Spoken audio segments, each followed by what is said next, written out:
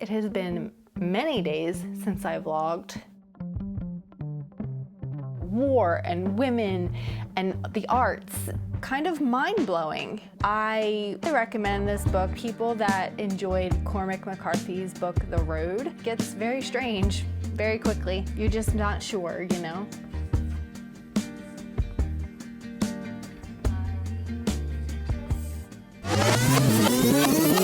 Hello friends! I'm back with another reading vlog.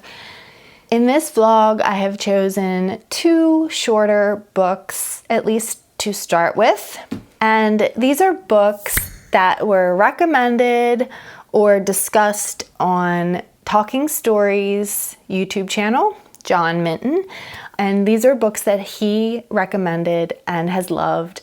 And so I thought that I would just do this to highlight and experience them for myself. So I'm going to go with Slade House by David Mitchell, which is supposed to be kind of a haunted house type story. And David Mitchell is supposed to be a very talented author, but also one that can be a little bit harder to get into. Like, he's an author that you need to work, that you need to use your brain for when you're reading his writing and really apply yourself and pay attention. That's why I started with this smaller book, and it was also one that John and his wife mentioned was a good place to start. So this is one, and the next one is going to be City of Thieves by David Benioff. This is a historical fiction and it takes place during the time of World War II, and it follows two men who are prisoners within one of the camps, and I believe they are sent on like an impossible mission to find a dozen eggs for one of the powerful Soviet colonels. And during that time, during the war, like, eggs were extremely hard to come by. And so it's a impossible mission. And I believe it's all about like the bond that they form and the struggles that they face. I'm really excited to get to this. This is another short one. It is 258 pages. I'm hoping that these shorter books will be a lot easier for me to focus on and finish within a reasonable amount of time. I did begin my editing certificate with the University of Chicago, like I've mentioned many times before, and certain sections of this have taken quite a bit of time for me to read and complete the quizzes. If you know grammar, then you know that there are many rules and things, and so having to read through large sections of this massive book have really taken a lot of my time and my reading, you know. I'm not even anywhere near reading this whole entire thing, but certain sections are rather big, and you know, I'm one for at least skimming through all the material just to have a basis of knowledge for when these quizzes ask questions. They have definitely included some trick questions, and so I'm glad that I have read the material. That's what this vlog is going to be.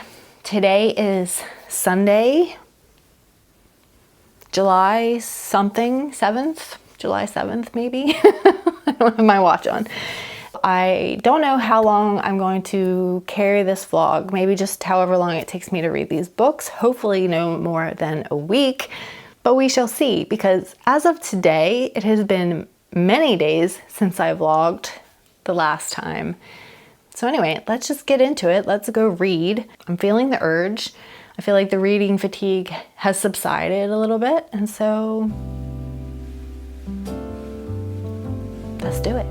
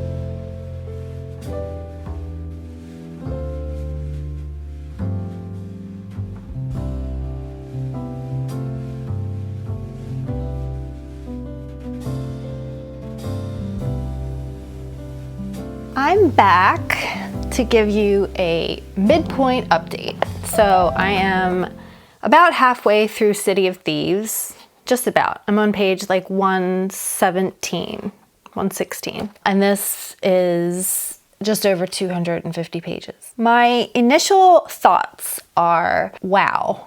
I mean, this writer is so great at sketching an intense picture with his words, his metaphors. He really picks out the most striking details in everything, the characters, the setting, all things that really showcase their personality and also highlight the sheer enormity of the setting and the situation, their circumstances, the scenes presented to them. He does such a great job at communicating that to the reader with the words that he chooses to describe them. They are all particular and chosen with a distinct purpose in mind. And he doesn't shy away from presenting the gnarly, disturbing realities of each situation.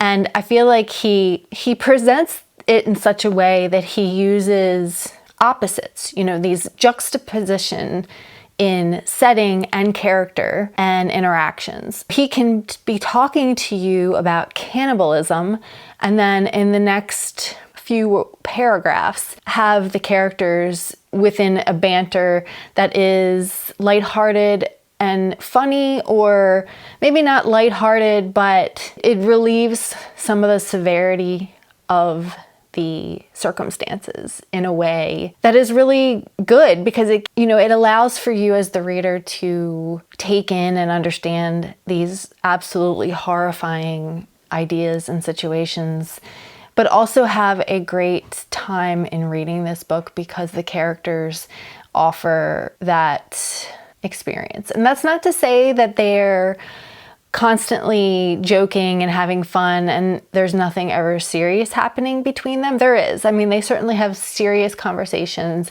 and discuss serious topics, but there's also their friendship that they are building and the banter that they maintain. And I find that Kolya, who is the friend that Lev makes, I find that he really is the facilitator to these opportunities, because he's seasoned in so many things, war and women and the arts, and yet he's still so young, but he offers his experience to Lev, the younger of the two, in a way that he doesn't make him seem intimidating or overbearing. He makes an effort to befriend Lev, who is really feeling the weight of the war. Lev has lost his father many years ago because of his writing, and he then lost his mom and his sister. Not lost them, but they left, and so he was on his own. And just so many things that have happened to him.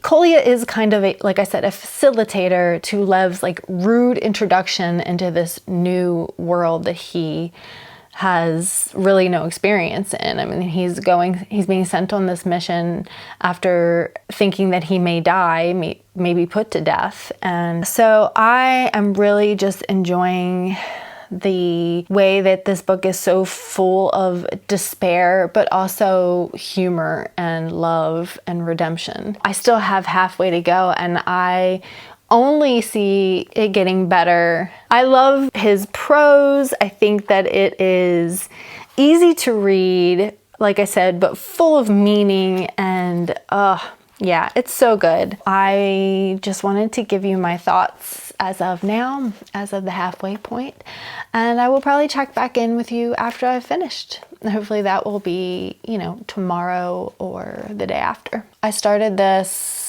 the day before yesterday, but later in the evening. So I read most of the first half yesterday, and I'm flying right through it. It's very easy to read, very easy to digest, and compelling. I'm interested in what's going to happen and just having the best time with it. I know that, like I said, there are definitely some atrocities and some horrible things to read, shocking things to read, but it's done in such a way that I am enjoying it nonetheless. So I will leave it at that and check back in with you when I'm done.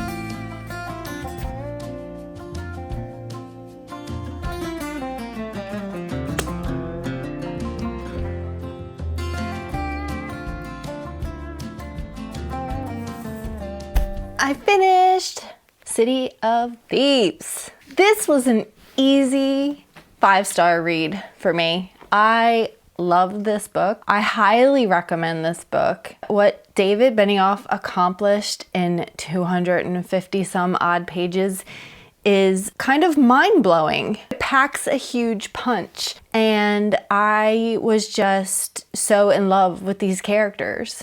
Their banter, their chemistry, the camaraderie, it just like jumped off the page. I would highly recommend this book to actually people that enjoyed Cormac McCarthy's book The Road. While this isn't a dystopian novel, it is historical fiction, but I found so many similarities in a way. Although The Road lacks the humor part, the humor piece. Both books are journeys in a world torn and distraught by events, war, or catastrophe. But there are several similarities, at least from my perspective. Like when I was reading it, I couldn't help but compare the two, or to make that kind of connection. And I think it is kind of a further fetched connection because of the genres that they are both in.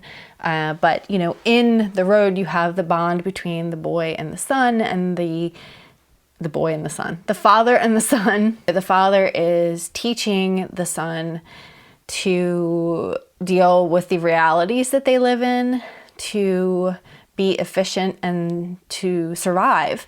And in this, the character Kolya, I feel, really fulfills that same sort of role.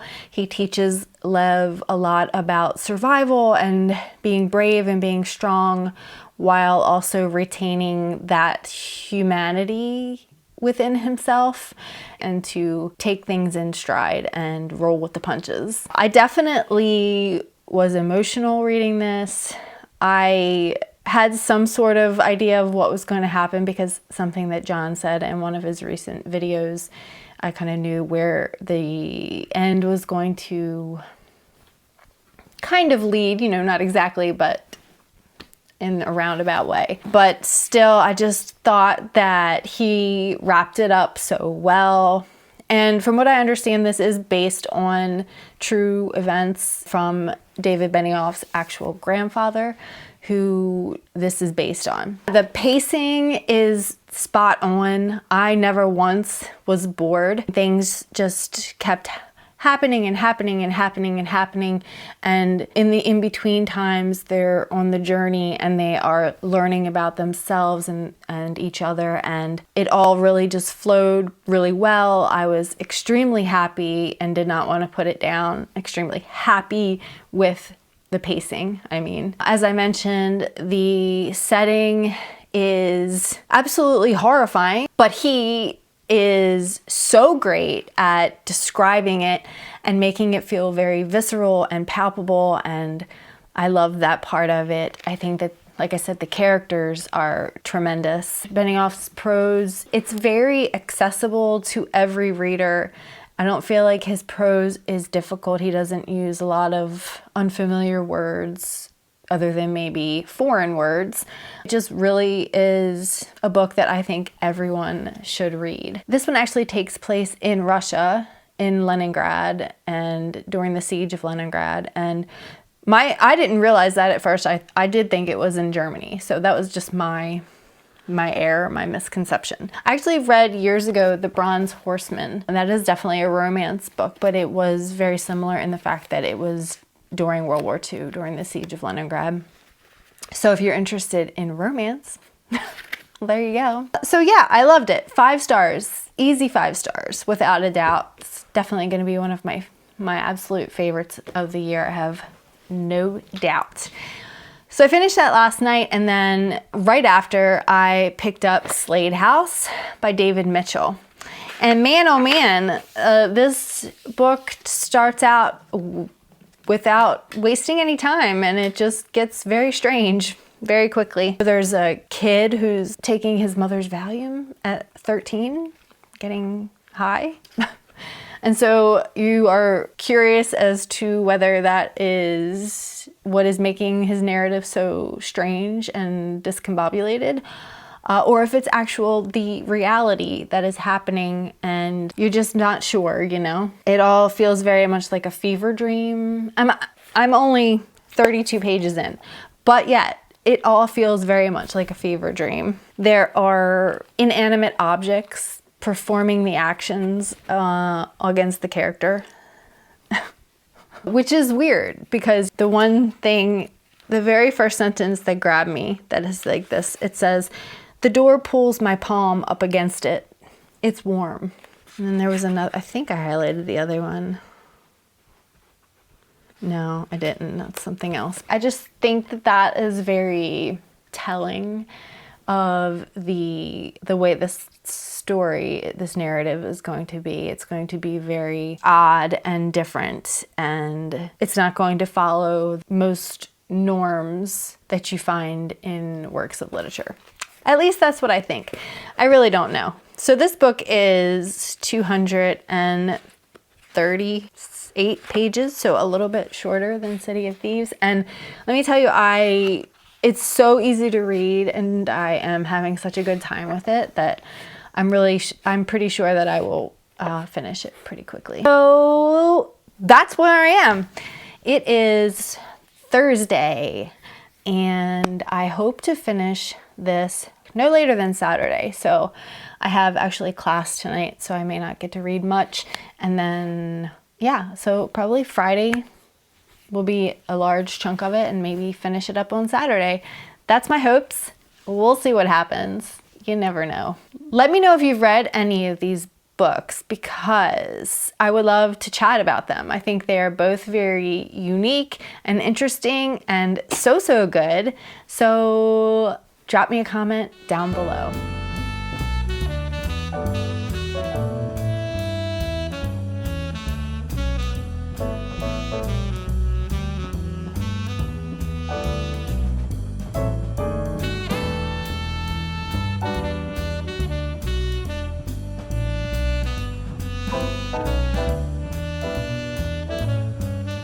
Quick update, I am on page 78 and loving that this book is everything that I could have hoped for in a haunted house book story, and enjoying it so much. I did a quick little investigation, and I've since learned that it may have been better for me to read The Bone Clocks first, because this is actually attached to that. Like, it is I don't know, from what I understand, that I should have read that first.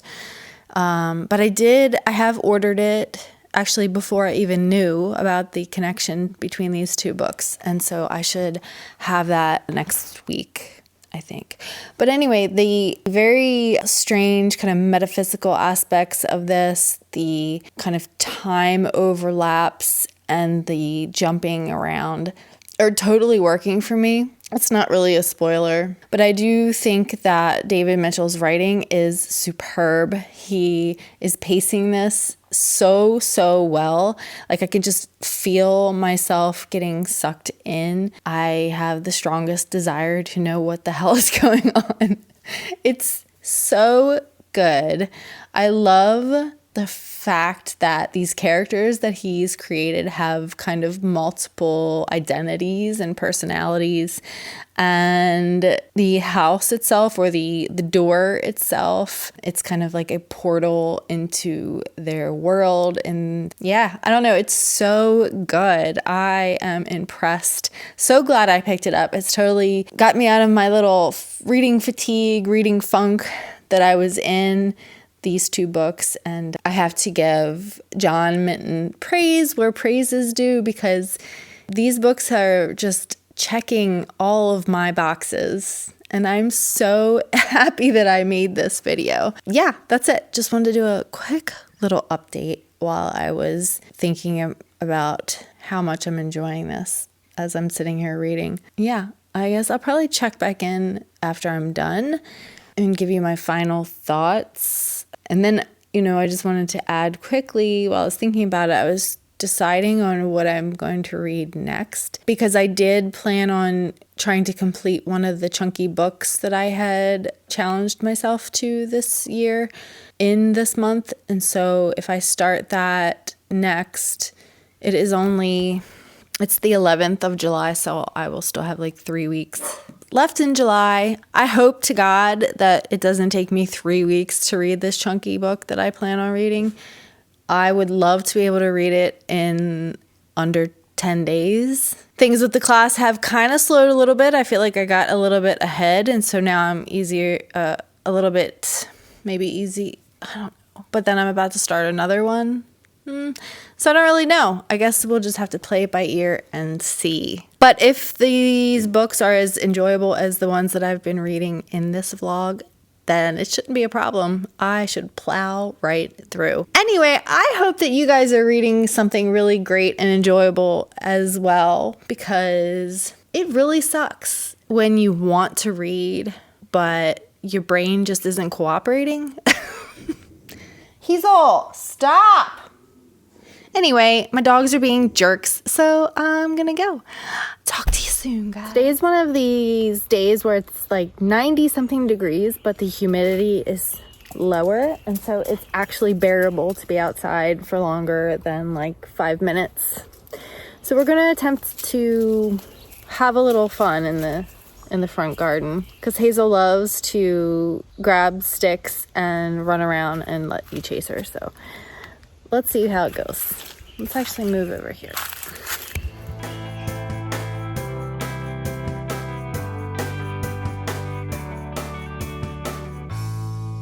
I finished Slade House. I thought this was fantastic. It is a solid 4-star read for me. It definitely is one of those books that is not your ordinary haunted house story. It has a very metaphysical aspect to it. It's very repetitious in certain ways. For example, in each time, because it's told in every 9 years, there is a new storyline, basically, though it's very repetitious. So there are certain things that you notice that are the same at the start of each new timeline.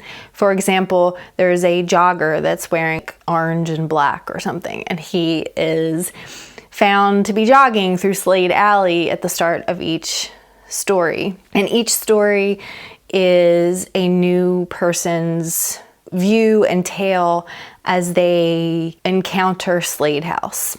And there is a large section in, I think it's the 4th tale, that is full of exposition in which you get the backstory and the explanation of what is happening and why Slade House is what Slade House is, without giving any spoilers. This repetition is done on purpose. It's to kind of lull the reader into a sense of familiarity, like you feel like you know what's going to happen. at the end. Each person is brought forth into the tale for a purpose and for a reason. And as you become familiar with the activities that are happening in the house, you find yourself understanding where the story's headed and what's going to happen. Although I will say that continues mostly until the end. That sense of familiarity, that repetition, also ultimately gives you kind of a sense of shock at the end a little bit, just kind of throws you off and allows for a little bit of surprise. There's a little bit of a surprise ending. So I thought it was very unique and very intriguing, very interesting. And from what I understand, you really need to read the bone clocks in order to fully understand and appreciate these stories. And so I will absolutely be doing that and continuing on with reading more David Mitchell. I just thought that his prose, his writing was very easy to understand, very compelling. The pacing was very good. It was done steadily. The stakes were increasing. The tension was increasing. I think that the characters themselves were intriguing, and as you get to know them better and better, your sense of intrigue just grows. I highly recommend this if you're interested in ghost or haunted house stories that aren't your average, everyday, run-of-the-mill haunted house story. This is very much a almost psychedelic, weird haunted house tale. I will say that he uses the setting, which is Slade House and Slade Alley, in a story like this where the setting is the story. It is pertinent. It is extremely important that the author spend copious amounts of time building and offering the setting up on a platter, so to speak, so that it can do what it's meant to do. It can confuse you or scare you or throw you off. And I think that he does that. He achieves that easily. And I was so impressed with how easily I was able to get through this, because, you know, going into this, I thought, oh man, I was a little intimidated, I have to say. I was thinking that the writing was going to be something that I needed to work a little bit harder for, and I really didn't. It really flowed very easily for me, and yeah, I loved it. I thought it was great. Highly recommend.